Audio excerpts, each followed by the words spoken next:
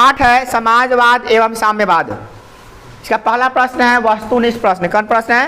वस्तुनिष्ठ प्रश्न। 4 विकल्पों में से एक चुनना है, आप लोगों को बताना है कौन आंसर होगा। पहला है रूस में कृषक दास का अंत, दास प्रथा का अंत कब हुआ था? 1861 में हुआ था। ठीक है, मिला लीजिएगा। रूस में जार का अर्थ क्या होता है? पीने का बर्तन, माने पानी रखने का मिट्टी का पात्र, रूस का सामंत या रूस का सम्राट? रूस के सम्राट को क्या कहते हैं? जार। ऐसे जार माने पानी पीने का बर्तन भी होता है, बट रूस का सम्राट भी होता है जार का मतलब। अगला है कार्ल मार्क्स का जन्म कहाँ हुआ था? इंग्लैंड, जर्मनी, इटली, रूस। कहाँ हुआ था? जर्मनी में हुआ था। कार्ल मार्क्स जर्मनी में जन्म लिए और जर्मनी के लिए बहुत कुछ किए थे, पढ़ेंगे हम लोग। अगला है साम्यवादी शासन का पहला प्रयोग कहाँ हुआ था? रूस, जापान, चीन, क्यूबा। कहाँ पे हुआ था? रूस में हुआ था। मैंने साम्यवाद जो जन्म लिया था ना, साम्यवाद जो जन्म लिया था वो कहाँ से हुआ था? रूस से ही। मैं साम्यवाद का जब भी नाम आएगा तो क्या नाम आएगा? रूस। चलिए अगला है यूटोपियन समाजवादी कौन नहीं था? Louis Blanc, Saint Simon, Karl Marx, Robert Owen. तो कार्ल मार्क्स यूटोपियन समाजवादी नहीं थे, बाकी सब थे। ठीक है ना। तो आप कोशिश कीजिएगा क्या, आप इसको कैसे याद कीजिएगा? यूटोपियन समाजवादी निम्नलिखित थे। कौन कौन? तो लुई ब्ला, सेंट साइमन और रॉबर्ट ओवन, ये याद कर लीजिएगा। हाँ ठीक है, क्या है? ब्ला, अच्छा लुई क्ला है। चलिए अगला क्वेश्चन क्या है? वार एंड पीस किसकी रचना है? तो कार्ल मार्क्स की, टॉल्स्टॉय, ट्रॉस्टोस्की और क्या है? एंजल्स। तो कौन होगा इसका आंसर? टॉल्स्टॉय, है ना। टॉल्स्टॉय क्या होगा? टॉल्स्टॉय। अगला है, बात नहीं कीजिए, बोल्शेविक क्रांति कब हुई थी? नवंबर 1917 में। ठीक है, आगे चलिएगा। लाल चना गठन किसने किया था? ट्रॉट्स्की ने किया था। किसने किया था? ट्रॉट्स्की ने किया था। लेनिन की मृत्यु कब हुई थी? 1924 में। अगला क्वेश्चन है बेस्ट लिवोस्क की संधि किस देश के बीच हुई थी? रूस और जर्मनी के बीच। चलिए अगला क्वेश्चन है रिक्त स्थानों को भरने के लिए।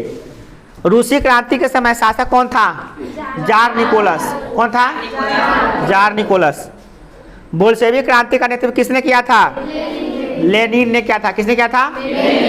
बस याद कर लीजिएगा, देखना और कथी। आदर्श नई आर्थिक नीति कब लागू हुई थी?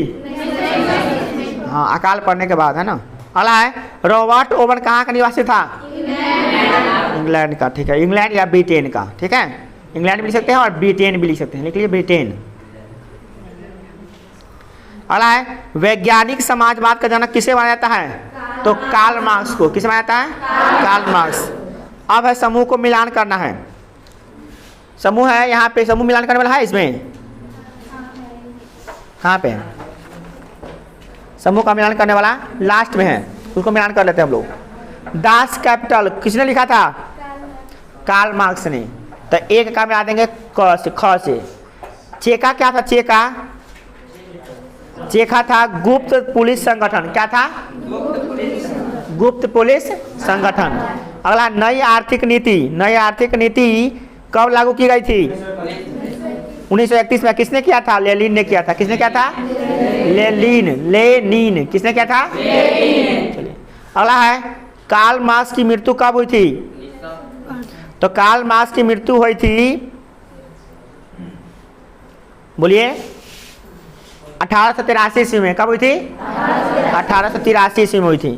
अगला है स्टालिन की मृत्यु कब हुई थी? स्टालिन की मृत्यु हुई थी 1900। देखिए पूंजीवाद क्या होता है? कोई कहता है कि हमारे देश में पूंजीवाद लागू है, मतलब क्या होता है?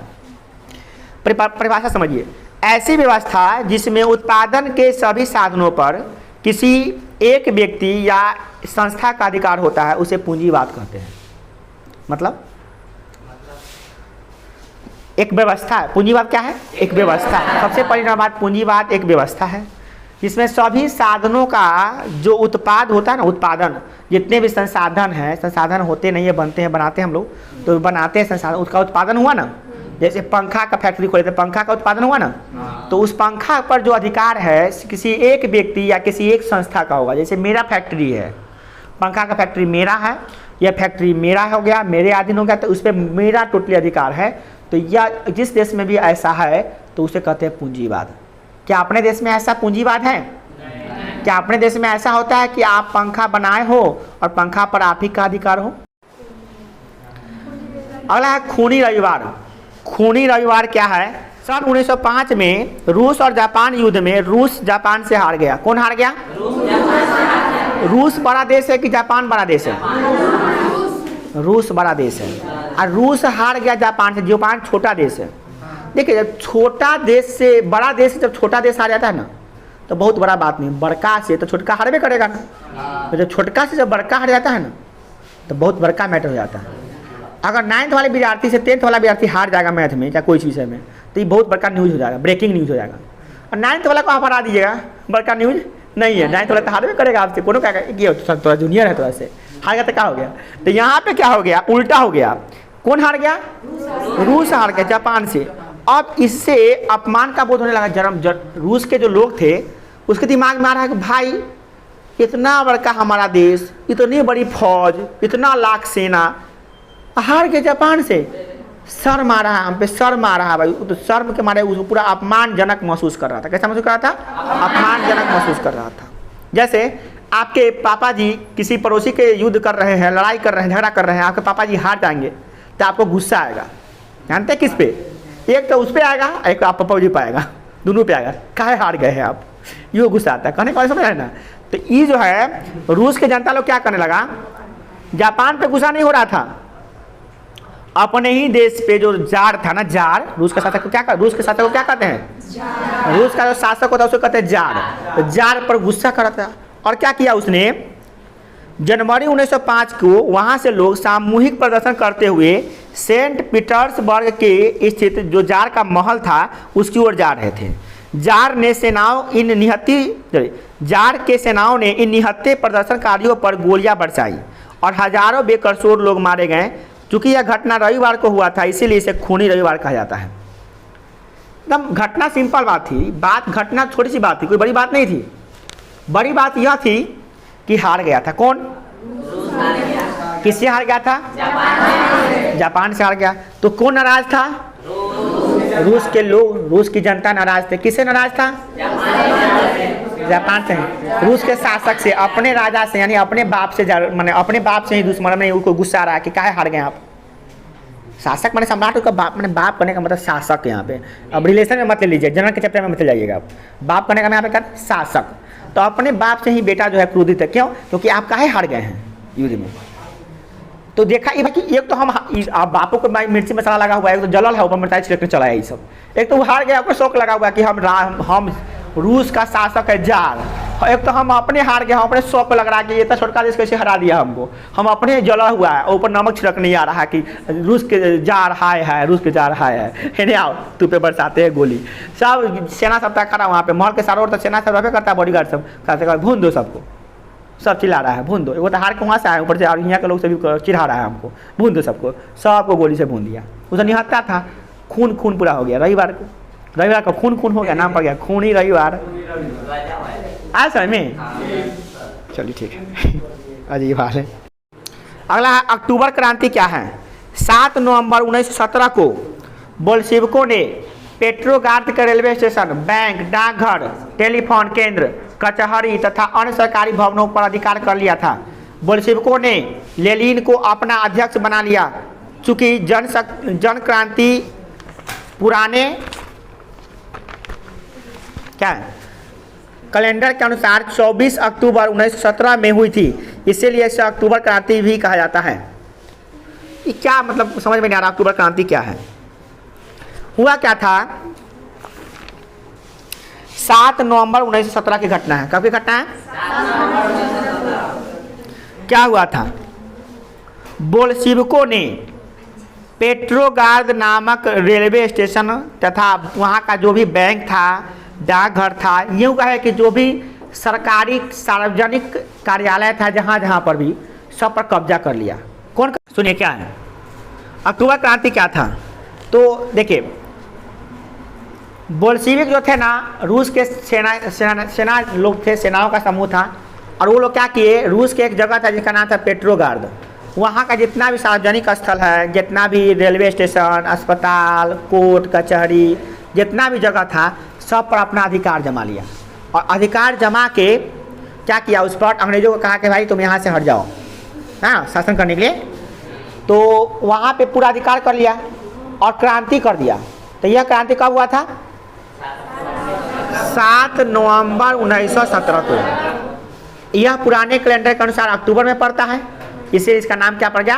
अक्टूबर क्रांति। क्या पड़ गया नाम? क्या? अक्टूबर क्रांति। चलिए अगला क्वेश्चन क्या है? सर्वहारा वर्ग किसे कहते हैं? समाज का वैसा वर्ग जिसमें किसान, मजदूर एवं आम गरीब लोग आते हैं, उसे सर्वहारा वर्ग कहते हैं। ना सुधारिएगा आप लोग, तो वो तेने उन्हें बजाते रहते हैं, वो तो उन्हें बजाता था, क्या होगा? जो पढ़ाने वाले 1 घंटा में वो पढ़ाएंगे, 1.5 घंटा 2 घंटा 2 घंटा तक बैठाएंगे ऐसे ही। हम लोग परेशान करेगा, अपने परेशान करेगा। तो तुम डिस्टर्ब नहीं होता, हम डिस्टर्ब हो जाते थोड़ा देख के। तू सोचता है कि हमारे याद है, हम सोचते हैं कि हम समझा रहे हैं तो समझ नहीं आया चुका, वो चलता है वो नहीं समझ रहा है, पीछे वाला भी समझ नहीं रहा है उसी का।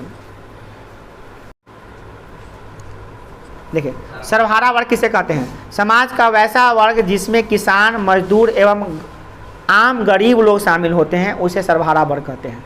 मैं सर्वहारा वर्ग अपने ही समाज के वैसे व्यक्तियों का समूह हो गया जिसमें आम गरीब लोग, मजदूर लोग, छोटे छोटे किसान लोग शामिल होते हैं, उसे कहते हैं सर्वहारा वर्ग। ठीक है, अगला क्वेश्चन क्या है? जब रूस में क्रांति हो रहा था तो उससे पहले रूस के जो किसान सब था उसका स्थिति कैसा था? मतलब वो क्या अच्छा स्थिति में था, उसका स्थिति खराब था, उसी के बारे में बताना है। देखिए क्रांति से पूर्व किसानों की स्थिति अत्यंत दयनीय थी। किसानों को किसान होते हुए भी, अन्न उपजाते हुए भी भूखे मरने की स्थिति हो गई थी। उससे बहुत सारा मतलब दयनीय स्थिति थी। आपका लिखना छोटा सा आंसर, इसका क्या होगा? क्रांति से पहले इसका स्थिति बहुत ही खराब था। बस ओके, इतने लिख देंगे, हो गया काम खत्म। तो रूसी क्रांति के किन्हीं 2 कारणों का वर्णन करना है। तो पहला नंबर कारण लिखिए, जानिए रास की प्रश्न है, रूस में क्रांति क्यों हुआ था? रूस में क्रांति हुआ था, क्या कारण थे उसके होने के? क्रांति एक शब्द ही है ऐसा जिसको सुनकर लगता है कि बहुत परिवर्तन हुआ होगा उसमें। जब परिवर्तन हुआ होगा और वो भी देश में बड़े पैमाने पर, तो इसका एकदम परफेक्ट है कि ये वो कारण तो नहीं होगा। एक कारण तो नहीं हो सकता पूरे देश में क्रांति होने के। पूरे रूस में क्रांति हुआ था, एक कारण तो नहीं होगा भाई, बहुत सारे कारण होगा और सभी लोगों से जुड़ा हुआ होगा, तभी जाके क्रांति बहुत बड़ा रूप लेगा।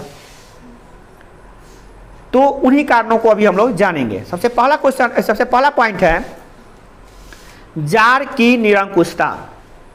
हम सभी जानते हैं रूस का जो सम्राट होता है उसे जार कहते हैं, और जार निकोलस द्वितीय बहुत ही असभ्य, अयोग्य और अहंकारी शासक था, सम्राट था वहाँ का, अच्छा सम्राट नहीं था। जार निकोलस द्वितीय जिसके शासनकाल में क्रांति जो हुई थी, वह दैवीय अधिकारों पर विश्वास रखता था। उसका मानना था कि दैवीय अधिकार होता है, मतलब नहीं थी।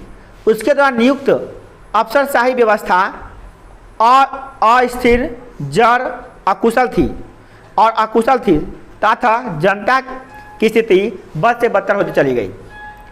मतलब क्या था कि जार निकोलस द्वितीय ईश्वर में विश्वास करता था, तो कहता था कि कुछ भी गड़बड़ नहीं हो सकता, भगवान है ना सब कुछ संभालने के लिए, ईश्वर है ना सब कुछ संभालने के लिए। हमारे देश के प्रधानमंत्री और हमारे देश राज्य के मुख्यमंत्री यह करने लगे, अच्छा बाढ़ आया तो क्या हुआ, भगवान की मर्जी से आया है, भगवान ने जानेंगे क्या हो गया, तो फिर आपको प्रधानमंत्री या मुख्यमंत्री बना के क्यों रखा गया है?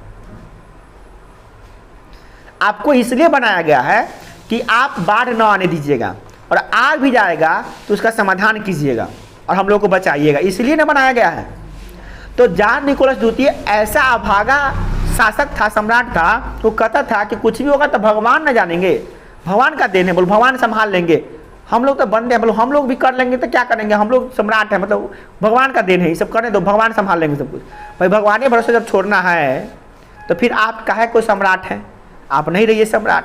और उसके जितने भी अफसरशाही, जितने भी कर्मचारी, जितने भी उसके सैनिक, जितने भी अधिकारी लोग थे, वो भी भगवान भरोसे ही छोड़ देते थे सब कुछ भगवान के भरोसे चल रहा है, समझे। भगवान भरोसे हिंदू होटल है, चल रहा है भगवान भरोसे, वही हाल हो गया था सम्राट का वहाँ पे। और जनता की स्थिति बद से बदतर हो जा रही थी। खाने के लिए अन्न नहीं है, पहनने के लिए कपड़ा नहीं है, सर छुपाने के लिए, सर्दी गर्मी बरसात से वहाँ सर्दी पड़ती है रूस में, उसे छुपने के लिए घर नहीं है। लोग बेहाल हो रहे हैं और इनको भगवान पे छोड़ दिए। और ये असभ्य भी थी और अयोग्य भी थे एकदम पूर्ण रूप से, और आलसी नंबर 1 थे, कामचोर नंबर 1 भी थे ये लोग। अब पूरे जब हेडमैन ही कामचोर हो तो उसका क्या अफसर लोग क्या करेगा, वो भी तो कामचोर है ना, वो भगवान भरोसे छोड़ देता था, है ना, वही बात थी। अब देखिए दूसरे नंबर कारण क्या था, तो कृषकों की दयनीय स्थिति, जो किसान थे उसकी स्थिति बद से बदतर होती चली जा रही थी। एक तो उसके पास ज़मीन नहीं, ज़मीन है तो खेती करने के लिए बीज नहीं, बीज है तो पानी नहीं, पानी है बीज उपज गया तो टैक्स लग रहा है बहुत ज़्यादा। कहीं न कहीं किसानों का भी शोषण हो रहा था, किसान छटपटा रहे थे, उसका कुछ उसके बारे में कोई हित सोचने वाला था ही नहीं बैठा हुआ वहाँ पे सम्राट में। तो किसानों का स्थिति दिन पर दिन क्या हो रहा था, खराब होते जा रहा था। किसान सभी चाह रहा था कि क्रांति होगा, इसको हटाओ, इसको यहाँ सम्राट जार को हटा दो, वो भी चाह रहा था। दूसरा नंबर मजदूरों की दयनीय स्थिति, मजदूरों को अधिक काम के बदले कम मजदूरी मिलती थी। दिन भर काम कीजिए, 2 वक्त का रोटी भी नसीब नहीं हुआ, परिवार को क्या खा खिलाएंगे, अपना भी पेट नहीं भरा है। अब जितना रोटी मिलना चाहिए, जितना खाना मिलना चाहिए 5 आदमी का, तो उसमें 5 आदमी की जगह पे मिल रहा है 1 आदमी का खाना, पैसा तो दूर की बात है। तो क्या उसका पेट, जब मजदूर जब काम करता है ना, जब पैसा मिल जाता है ना उसको मजदूरी, तो उसको दिन भर का थकान खत्म हो जाता है। कहा चल कोई बात है, दिन भर मेहनत किया तो क्या हो गया, पनसहिया आया ना वो, उसी से काम चल जाएगा मेरा, एक बोतल का काम करा लेंगे बोतल से, 400 रुपया बचेगा तो अन्न खरीद लेंगे, 100 रुपया बैंक में डाल देंगे। चिंटू सर जी का पैसा देना है तो बाद में देख जाएगा, सर जी का पैसा बाद में दे आता है। अब है इस तरह से काम होता था मजदूर लोगों का। अभी उस समय क्या था, मिल ही नहीं रहा पैसा, उसको क्या करेगा बेचारा। अब देखिए तो मजदूरों का स्थिति भी खराब हो गया था। और साथ ही देखिए उसके साथ एक तो पैसा नहीं मिला ठीक है, भोजन नहीं मिला ठीक है, दुर्व्यवहार भी करता था। क्या करता था, उन्हें कोई राजनीतिक अधिकार प्राप्त नहीं था, ना तो कोई राजनीतिक कुछ नहीं बोल सकता था, सरकार से कुछ मांग भी नहीं सकता था। वो जैसा काम कर रहे थे करते रहो, जैसे अंग्रेज यहाँ पे किए थे वैसे हाल हो गया था वहाँ पे रूस पे। अब इस तरह से क्या हुआ, वे अपनी मांगों के समर्थन में हड़ताल भी नहीं कर सकते थे। अब बताइए किसी का हक मराता है ना तो हड़ताल कर सकता है, आवाज़ उठा सकता है। जैसे अभी आपको गर्मी लगे तो कहिए सर पंखा चालू कर ले, तो हाँ चालू कर लो थोड़ा, तो आप अधिकार, आपको गर्मी आवश्यकता लग रही थी क्या है, तो आप अधिकार है आपका कि आप पंखा चलाने के लिए कहेंगे सर थोड़ा पंखा, बिल्कुल अधिकार है आपका, बिल्कुल अधिकार है। आपको प्यास लगती है तो कहते हैं सर प्यास लगा है मैं गो आउट सर, तो कहते हैं जाइए, आपका अधिकार है ये। आपको कहा जाए कि नहीं 5 मिनट पानी पीने के लिए, टॉयलेट करने के लिए नहीं मिलेगा तुमको 5 मिनट, और तुमको पंखा कितनों गर्मी रहे, गर्मी के बाप रे पंखा नहीं चलाना है, तो तुम्हारा अधिकार का हनन किया जा रहा है। वहाँ पे हनन किया जा रहा है, कोई बात नहीं है, बट आवाज़ उठाने का तो कम से कम हनन नहीं कीजिए। हम बात रख सकते हैं, ये लगी तो ना मारिए। हाँ वो बेटा खड़ा हुआ सर पंखा चालू करे, 2 तपाक तपाक, तो ये हो गया हनन, मतलब कि आपको आवाज़ उठाने का भी मौका नहीं दिया जा रहा। वैसा हो गया था मजदूर के तपाक, कोनो बात कहिए भाई तपाक तपाक लग रहा है उसको, जलील कर देता था उसको। तो ये बहुत गलत बात है। क्या आपको पंखा नहीं चलाएंगे ज़्यादा दुख नहीं होगा, मगर ये बात तो कहे कि सर पंखा चलाया तपाक बैठ, और दुख हो जाएगा भाई क्या हो गया अपना। अब आज बातों नहीं रखने दिया जा रहा हमारा, अजीब हाल है। तो तना सा हिटलर है सर जी, मैंने अजीब सा लगेगा आपको, नहीं लगेगा कि नहीं लगेगा, तो इमेज हिटलर का बन जाएगा। उसी प्रकार से वहाँ का जो जार था उसका सम्राट कहता था वहाँ पे हिटलर। अब ये बात है कि हाँ एक बात है कि घड़ा जो है कुम्हार जो है अपने घरों को पकाता है आग में ताकि वो मजबूत हो पाए। अगर हम आपको बैठाते हैं, चाहे खूब लिखवाएंगे, चाहे सुनवाएंगे, चाहे बैठाने का सिर्फ शांति से बैठो, तो ये हम आपके जार मैंने जार की तरह नहीं, और सम्राट क्या तानाशाही नहीं है कि आपको शासन कर रहे हैं। हम इसलिए आपको डिसिप्लिन सिखा रहे हैं ताकि आपको बैठने का क्षमता हो जाए, लिखने की क्षमता हो जाए, ताकि आप उसको कर पाइएगा, है ना। कहते कि जाओ पूरा पाठ कर लिख के ले आना यूट्यूब पे पूरा पाठ, इसलिए कहते ताकि लिखने का प्रैक्टिस भी तो बना रहेगा ना, ज़्यादा लिखने का, इसलिए कहते हैं। तो ये सब बात हुआ, तो वहाँ पे वैसा अधिकार हो गया, किसान मजदूरों का हक भी मार लिया गया। अगला है औद्योगिकरण की समस्या। रूस में राष्ट्रीय पूंजी का अभाव था, यहाँ औद्योगिकरण के लिए विदेशी पूंजी पर निर्भरता थी। विदेशी पूंजीपति आर्थिक शोषण को बढ़ावा दे रहे थे, अतः चारों ओर असंतोष का माहौल छा गया था। एक किसी भी देश में अगर चाहता है उसका विकास हो तो पूंजी होना चाहिए उद्योग लगाने के लिए। एक तो उसके पास उद्योग नहीं था, किसके पास? रूस के पास अपना कोई पैसा भी नहीं था कि उद्योग लगाएं, अभाव हो गया था। ये लोग अपना अय्यासी में बिताते थे। राजा को कोई मतलब है नहीं कि कौन उद्योग लगा है, कहने जनता मर रहा है, कहने मजदूर भूखे मर रहा है, कोई मतलब है नहीं। अब क्या करे बेचारा, पैसा भी इसके पास नहीं है कि उद्योग लगाया, तो क्या करेगा? वो कुलमुला कर रहता था, हड़ताल भी नहीं कर सकता था, बहुत स्थिति खराब था। तो पूंजीपति लोग भी बाहर से आता था, तो पूंजी अगर कोई बिजनेस लगा लिया तो खूब मजदूरों का शोषण कर रहा जम के, ले भर दिन काम करो, मिलेगा तेरा मजदूरी, मिलना चाहिए 100 रुपया मिलेगा, 10 रुपया लो, 10 रुपये से काम चलाओ, नहीं करेगा तो वो नहीं मिलेगा, जाओ जहाँ जाना था जाओ। किसको कहने जाएगा? किसी को कह भी नहीं सकता, केस भी तो नहीं कर सकते हैं हम। उस समय केसों को कोर्टों का चढ़ी नहीं था, जो था सर्वोपरि सम्राटे था।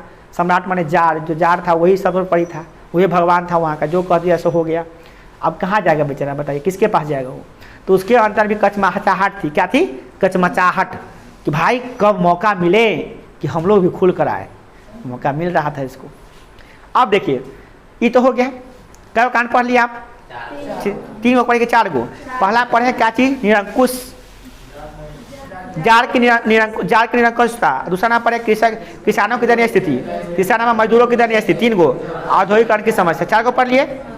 5वां नंबर रूसीकरण की नीति। जार जो निकोलस द्वितीय जो था, ये विभिन्नताओं का ख्याल न रखते हुए देश के सभी लोगों पर रूसी भाषा, शिक्षा और संस्कृति लादने का प्रयास किया, जिससे जनता में राजतंत्र के प्रति असंतोष जग गया। क्या एक देश छोटा सा होता है? अरे भाई, रूस क्षेत्रफल के दृष्टिकोण से सबसे बड़ा देश है। जानते हैं विश्व में सबसे बड़ा देश कौन है? क्षेत्रफल के दृष्टिकोण से। उस बड़े से देश में एक छोटा सा आदमी जार कहता है कि हम जो कहेंगे वही धर्म अपनाना पड़ेगा। एक देश में विभिन्न धर्म के लोग रहते हैं, विभिन्न संप्रदाय के लोग रहते हैं। उनका आस्था, उनका पूजा पाठ, उनका भाषा, उनका रहन सहन, खान पान सब अलग अलग होता है। और आपको जबरदस्ती कहा जाएगा तो ये भगवान के पूजा ना कर, ये भगवान के पूजा कर, ये भाषा ना बोलो, ये भाषा बोल, ऐसा ड्रेस ना पहन, ऐसा ड्रेस पहन, यहाँ नहीं जो ये काम कर, माने ये सब ऐसा कर दिया जाए, ला दिया जाएगा आप पे। दोस्तों ये भगवान के पूजा नहीं कर, छठ नहीं कर सकता, तुमको अब बकरीदे मनाना पड़ेगा। तुमको ये कहेगा, तुम मानेगा कि तुम छठ नहीं करो बकरीद करो? हम मुसलमान को कहेगा तुम बकरीद नहीं करो छठ करो, मानेगा वो सब? कहेगा मर जाएंगे, नहीं मानेंगे। बस धर्म पर बात आ गया। तो एक तो ये तो रूसीकरण की नीति अपना, रूसी भाषा को ही सर्वोपरि मान लिया गया। वहाँ पे अन्य भी जो थे, अन्य भी क्या थे? तो अन्य के रूप में आप देख रहे हैं यहाँ पे कि उसमें कौन कौन धर्म के जाति के लोग थे। तो वहाँ पे थे पोल, जर्मन, यहूदी, सलाव आदि जाति के लोग रहते थे। उनकी सभ्यताएँ, उनका रहन सहन, खान पान सब अलग अलग था। सबको एक में खिंची बना कर रूसीकरण, सब रूसी हो जाओ, रूसी हो जाओ, रूसी हो जाओ। रूसी हो जाएगा तो बाल में फरेगा ना, बाल बड़ा रूसी नहीं। रूसीकरण मतलब रूसी, तुम रूसी भाषा में जो हम कहेंगे वही भाषा तुम भी अपनाओ, ऐसा कह दिया गया। तो कहीं ना कहीं दबाया जा रहा था लोगों को। लोग क्या कर रहा, कचमचा रहा था कि हम पर जबरदस्ती धाय सितम पे सितम किए जा रहा है, और हम करे तो करे क्या। अंदर से ये भावनाएं जागृत हो चुकी थी। सोनू तू पिटाएगा,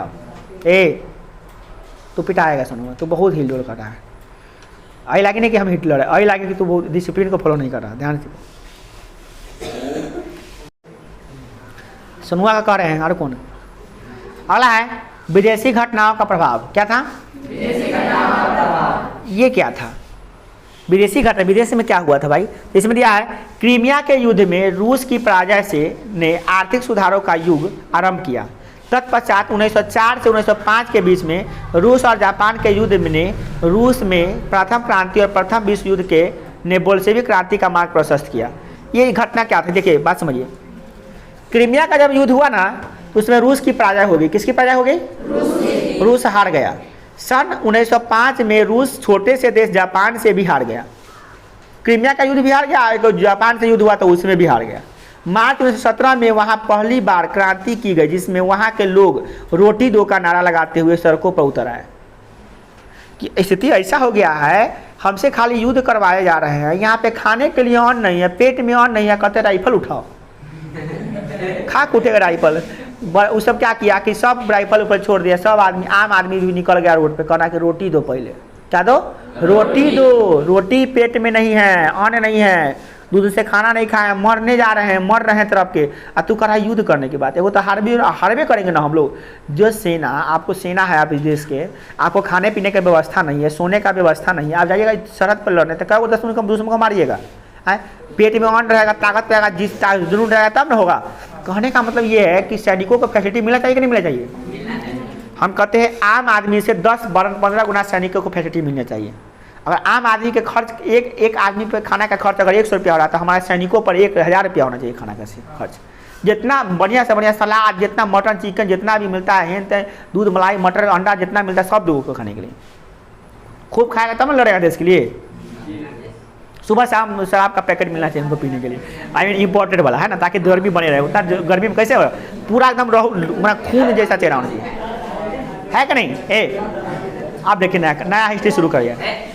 लग रहा है कि नया क्रांति शुरू करिए रूस में। हम जार थोड़ी ना है तोरे बात काम कर रहे हैं। देखो तो वो क्या हुआ, तो अब वहाँ पे सैनिकों को भाई राइफल पकड़ा दिया गया, पेट में अन्न नहीं है तो बेचारा क्या करेगा? हार जाएगा ना। तो उसका तो कर रहे हैं रोटी दो भाई, पहले रोटी दो तो हम युद्ध करेंगे, सीधी बात। सब सैनिक सब सेना सब क्या, सैनिक आम लोग भी सड़क पर उतर गया कि रोटी दो हमको खाना नहीं मिल रहा भाई। तो ये सब प्रभाव हुआ। अब इसी बीच में कुछ बुद्धिजीवियों का भी आगमन हो गया। कौन कौन बुद्धिजीवी थे? तो उनमें से सबसे पहला नाम आता है कार्ल मार्क्स का। किसका नाम आता है? Karl Marx. तो ये थे ना मार्क्सवाद का प्रभाव तथा बुद्धिजीवियों का योगदान। इसमें थे लियो टॉल्स्टॉय, एक था एगो टॉल्स्टॉय, क्या था? टॉल्स्टॉय। और क्या था? क्या नाम इसका था अभी? Karl Marx. ये सब ऐसे व्यक्ति थे टॉल्स्टॉय कि ये सब देश के लिए मर मिटने वाले लोग थे। कहे कि नहीं, देश को आगे बढ़ाना है, देश को ऊपर लाना है, तो इसके लिए हमको क्या करना पड़ेगा? हमको एक नई नीति लाना पड़ेगा। तो मार्क्स ने क्या किया? मार्क्सवादी सिद्धांत का प्रचार किया, अपना सिद्धांत बनाया और पूरे देश में प्रचार प्रसार करने के लिए अपना सेना गठन करने लगा। अपना जैसे यहाँ पर सुभाष चंद्र बोस जी थे ना, सुभाष चंद्र बोस जी, चंद्रशेखर आज़ाद थे, महात्मा गांधी थे, अपना बनाने थे रणनीति। उसी प्रकार से ये लोग भी अपने देश में बनाए थे रणनीति बना के सब लोगों को एकत्र किए थे, है ना, तब जाके युद्ध करवाए थे। तो कहीं ना कहीं इन लोगों का विचार मैंने रखा था। अगर देश में कहेंगे अपने देश में ही, तो अंग्रेज सीधे भाग गया। बहुत लोग इसके पीछे बहुत प्रयास किए हुए हैं। लोग कहता था किताब में छपा हुआ, कितना किताब में भी नहीं छपा हुआ है। ऐसा मत सोचिए जो किताब में छपा हुआ वही लोग कुर्बान हुए थे देश के लिए। तो कितना लोग कुर्बान हुए जिनका किताब के पन्ना पर नाम भी नहीं है, जिनका नाम है उतना 10% भी नहीं है। समझ रहे हैं? 10% लोग शहीदों का भी नाम हम लोग नहीं जानते हैं। ऐसे ऐसे शहीद है जिनका हम नाम भी नहीं जानते, कहीं छपा ही नहीं तो नाम कहाँ जानिए, कहाँ जानिएगा आप इतिहास में। अमूल्य लोग जान, ऐसा देखिए बहुत अजीब अभिमानी लोग थे। वो लोग मर भी गए, मरने का ये भी नहीं कि हमारा लोग नाम याद रखेगा, मर गए बस देश के लिए। वो बेचारे का आत्मा ही जानता होगा कि कैला मर गए। सुख की ज़िंदगी बिताना चाहते थे तो बिता सकते थे, अंग्रेजों का गुलामी करके अच्छा खासा पद पा सकते थे, मगर वो लोग स्वीकार नहीं किए।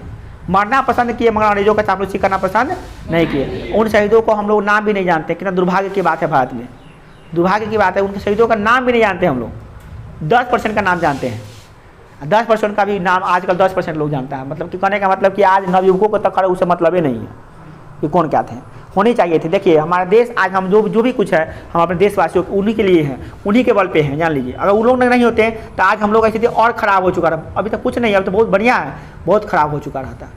और उसी प्रकार से रूस में अगर ये कहा थे टॉल्स्टॉय नहीं होते, क्या नाम इसका, टॉल्स्टॉय नहीं होते, और क्या नाम है, कार्ल मार्क्स नहीं होते, तो पूरा वहाँ का सिस्टम बर्बाद हो चुका रहता। रूस जो है पूरा बर्बाद हो चुका था। आप जानते हैं भारत का सबसे बड़ा देश कौन ऐसा देश है जो देश दोस्त है? रूस है। हर चीज़ में रूस साथ देता है। अमेरिका दोस्त नहीं है हम लोगों का, कहने के लिए दोस्त है। सबसे जब भी कुछ होता है विपत्ति पड़ता है तो रूस से साथ देता है, कोई देश साथ नहीं देता हम लोगों का। रूस अमेरिका किसी का नहीं है, जिसका देश होता है किसी में मिल जाता है, कोई ठीक नहीं है। और चाइना तो पक्का दुश्मन है हम लोगों का। पाकिस्तान सबसे नंबर 1 दुश्मन है हम लोगों का। चाइना भी दुश्मन है। अब देख रहे हैं नेपाल भी भौंक रहा है। इधर भूटान पे एहसान, वो बांग्लादेश वो अपना एहसान भूल चुका है। भूटान भी अपना शुभ उगा रहा है। श्रीलंका पहले से 7 समुद्र पार होने कर घूम रहा है। तो कहने का मतलब हम लोग साथ देने के लिए कोई नहीं आता। जब भी आ जाता कौन आता है? रूस। रूस अगर हट जाएगा तो सपोर्टर भारत का, तो सपोर्टर बचेगा ही नहीं देश में। कोई सपोर्टर कोई नहीं बचेगा भारत का। रूस को वीटो पावर है, पता है आपको? संयुक्त राष्ट्र संघ में यूनेस्को में उनका स्थान है, वीटो पावर मिला। 5 को देश को वीटो पावर होता है, पता है ना? 5 गो देश को वीटो पावर मिलता है, जिसमें चाइना है, अब अमेरिका है, ब्रिटेन है, और क्या है फिर रूस है, और कौन देश है ध्यान नहीं आ रहा इसका। ये पूरे ये जो है ना, इस एक संगठन है, इसका निर्माण कराया गया था कि विश्व में तीसरा विश्व युद्ध नहीं हो। 2 विश्व युद्ध हो चुका है, तीसरा विश्व युद्ध नहीं हो, इसके रोकथाम के लिए एक संगठन बनाया गया जिसका नाम है संयुक्त राष्ट्र संघ, है ना। तो हाँ, तो उसमें उसका किया गया, समझ गए। प्रथम विश्व युद्ध में रूस की पराजय। प्रथम विश्व युद्ध हुआ था, याद कीजिए उस माजरा को, 1914 की माहौल को। क्या हुआ था 14 से 18 तक का। रूस का कितना सेना मारा गया था? 14 लाख। 14 लाख सैनिक मारा गया रूस का। रूस का पतलून खत्म गीला हो गया बेचारा का। 14 लाख सैनिक मारा गया। 14 लाख, लाश का भी ढेर लग जाएगा। 14 लाख सैनिक मारा जा चुका था उसका। 14 लाख था ही जी, ध्यान नहीं आ रहा हमको। देखिए प्रथम विश्व में क्या हुआ था, रूसी सेनाओं की हार हुई थी, और हार होने से क्या था, जार ने सेना को कमान अपने हाथों में ले लिया। सेना का कमान किसके हाथ ले लिया? अपने हाथों में ले लिया, जिसके उसने उसके खिलाफ क्या किया, षड्यंत्र का एक मौका मिल गया, और राजतंत्र की प्रतिष्ठा और भी गिर गई। कहा कि सेना को अब हम अपने नियंत्रण में लेंगे। रे चट्टा, तुम अपना धोती नहीं संभाल पा रहा, अपना कपड़ा नहीं संभाल पा रहा, तू नियंत्रण में लेगा सेना को? सेना अपने युद्ध करने गया था, हार गया है, तू नियंत्रण में लेगा? और तू अपने नियंत्रण में पहले हो जाना। तो दारू जी का हमने जो जार दारू पे को उमरायल है, उसका सेना को हम नियंत्रण में लेते हैं। चट्टा और डुबा दिया उसको डुबा दिया। और इसलिए गुस्सा फूट पे आदमी को भाई कि एक तो सेना हम लोग का माना जा रहा है, रूस हार गया प्रथम विश्व युद्ध में, लोगों के अंदर गुस्सा था कि हम इतना बड़ा देश हो गया, क्या कुछ नहीं कही, इतना बड़ा सेना है, विशाल सेना, सबसे ज़्यादा सेना रूस के पास था। आप पढ़ लीजिएगा, 9वां में पढ़िएगा, प्रथम विश्व युद्ध में सबसे ज़्यादा सेना रूस के पास था, फिर भी बेचारा हार गया। एक तो काहे कारण था, व्यवस्था ठीक नहीं था, सेनाओं को कोई विशेषता नहीं मिली थी, सेनाओं का कुछ विशेष फैसिलिटी नहीं मिलता था, क्या होगा उसका? कुछ नहीं होगा। इस प्रकार से देखें